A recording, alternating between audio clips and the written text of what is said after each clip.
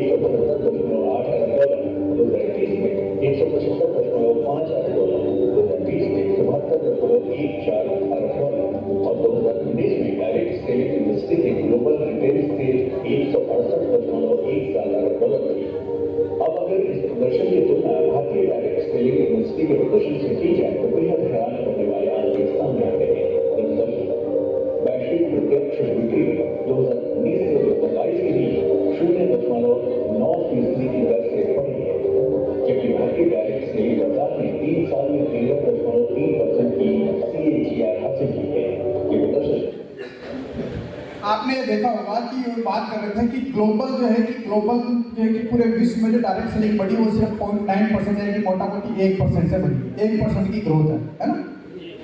Direct selling की growth पूरे विश्व में 1% ग्रोथ है, लेकिन भारत में कितनी है?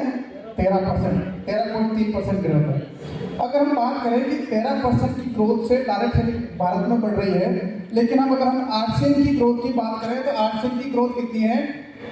आरसीएम की ग्रोथ है 25%। देखिए कि पूरे वर्ल्ड वाइड है डायरेक्ट सेलिंग की ग्रोथ कितने? 1% है, 1% मान लेते हैं। और भारत में डायरेक्ट सेलिंग की ग्रोथ कितनी है? 13%। और आरसीएम की ग्रोथ कितनी है? 25%। इसका मतलब है कि जो भी लोग आरसीएम में जाने का निर्णय और आरसीएम को एज ए कैरियर के रूप में चुनना चाहते हैं, उनका भविष्य भी सुपर है। अब हम देखिए कि अभी तक हमने बात की, लेकिन आज अभी हम क्या बात करेंगे? हम बात करेंगे कि आरसीएम अभियान क्या है, आरसीएम अभियान को हमें क्यों करना चाहिए, और जब इसको करने का निर्णय लेते हैं तो हमें इसको कैसे करना चाहिए। ठीक है, हम आपके पास आज इन 3 चीजों